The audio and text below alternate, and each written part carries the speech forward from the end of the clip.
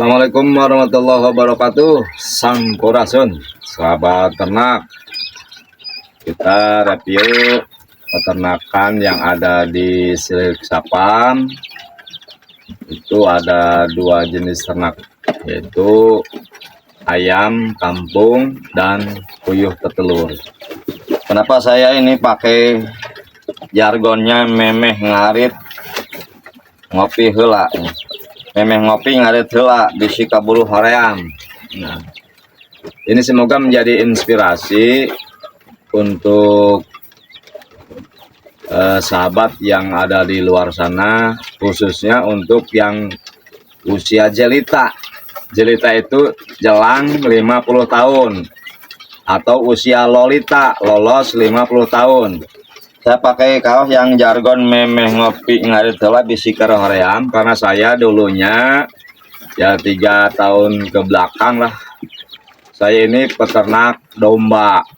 Nah, mungkin terdahulu ada di YouTube saya atau di Facebook yang diposting selalu domba.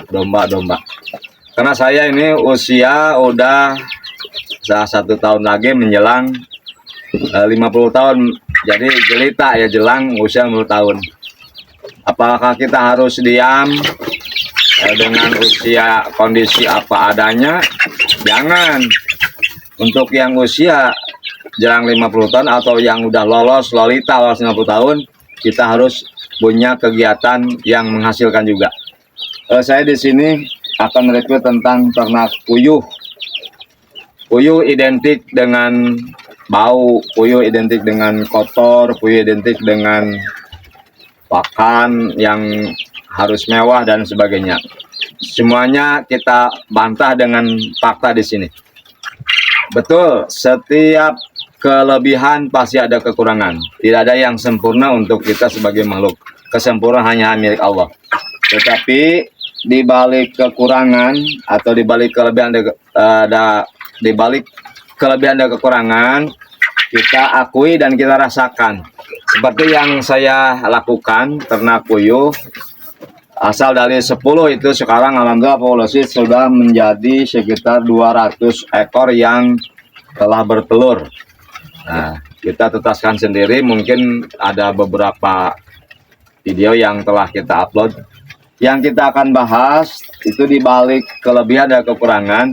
Ini sistem kandangnya, saya akan pakai kandang bertingkat tapi bukan baterai. Ini kandang yang pakai alas kandang. Kita perlakukan sama dengan ayam, pakai 3 jenis komponen, yaitu kohe kambing, kohe sapi, dan sekam. Kemudian kita sedikit ditaburi dengan pasir. Kelebihannya, saya baru dari pagi ini kegiatan, setelah 3 bulan kita baru bersihkan kandang. Terus coba bayangkan 3 bulan. Kalau pakai kandang baterai itu 3 hari tidak bersihan, ini udah baunya menyengat atau kotorannya menumpuk. Nah, ini kelebihan, jadi tidak mengurusi kohe setiap 2 hari sekali atau 3 hari sekali. Ini saya 3 bulan baru dilakukan pembersihan. Itu kelebihan. Kekurangannya inilah kita bahas juga, jangan manis-manisnya saja. Kekurangannya ketika kita tidak telaten di dalam mengambil telur, nah itu pasti ada yang 1-2 ketinggalan.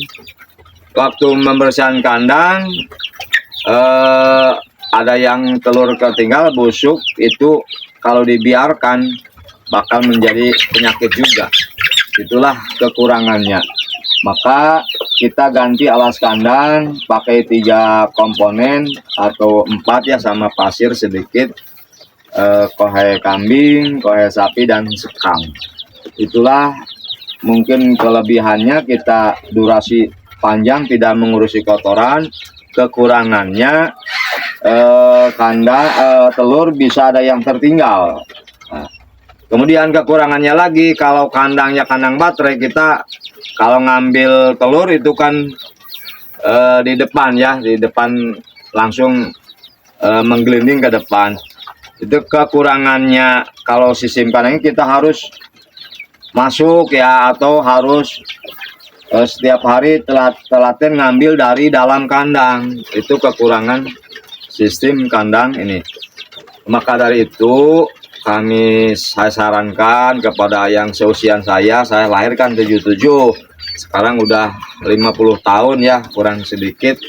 Mungkin kalau usaha domba, kambing atau sapi, kita harus punya tenaga yang ekstra, harus ngarit kesana kemarin, kita pikul sendiri, baru penghasilannya setelah 7 bulan. Tapi kalau kita ternak puyuh atau ayam kampung, itu aktivitasnya cukup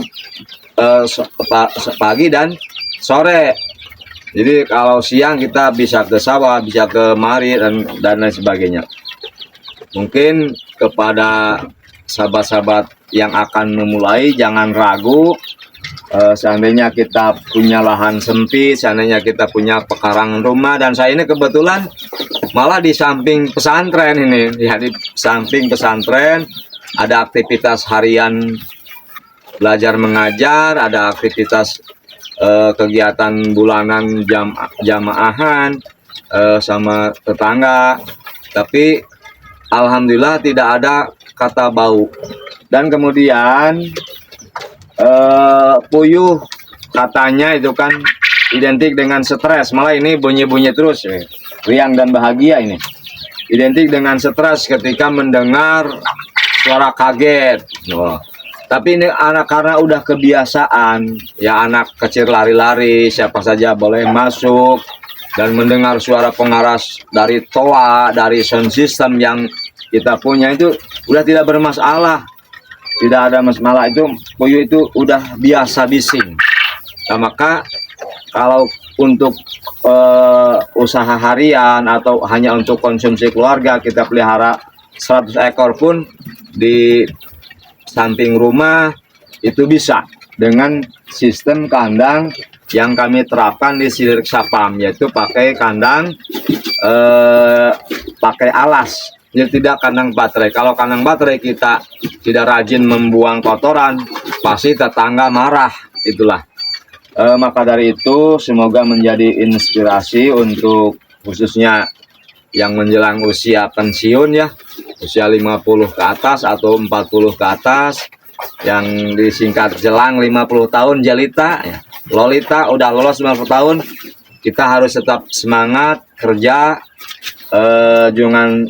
jangan cuman duduk, karena kita akan terus hidup, terus berkebutuhan, tapi pemasukan harus ada.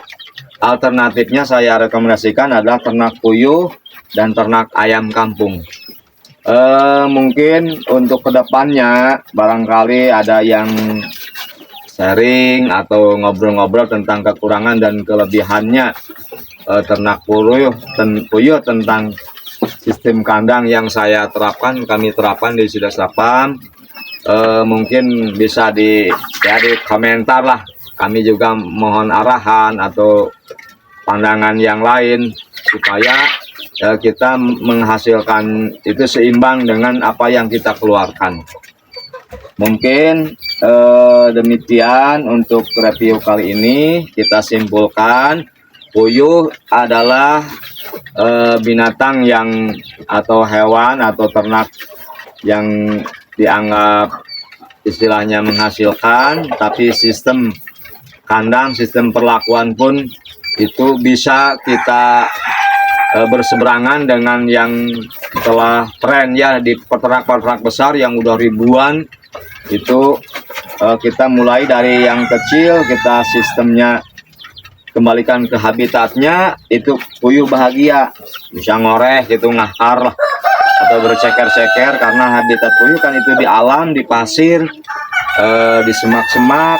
Nah, kita kasih pasir, kita kasih sekam, malah dia bahagia. Nah, itu saya ini bikin video di kandang ini, di kandang walaupun durasinya 5-6 menit ya, kita enjoy aja itu, karena kandangnya tidak bau menyengat.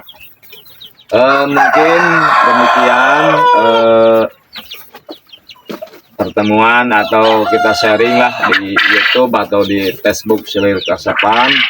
Kami mohon untuk subscribe gitu ya, atau tekan tombol lonceng, barangkali ada manfaatnya kita sharing-sharing, khususnya untuk baik itu kaula muda yang usia lulusan sekolah atau sambil sekolah, atau seperti saya yang udah usianya hampir 50, kita tetap berkreasi, berinovasi, dan menghasilkan. Itulah yang terpenting, kita hidup mandiri, hidup sehat, biarpun punya usaha kecil-kecilan, kita lah yang jadi bosnya, ya, gitu kira-kira. Mungkin itu saja yang bisa saya sampaikan. Sekali lagi, setiap kelebihan ada kekurangan, termasuk tadi yang saya telah uraikan. Semoga bermanfaat. Wassalamualaikum warahmatullahi wabarakatuh.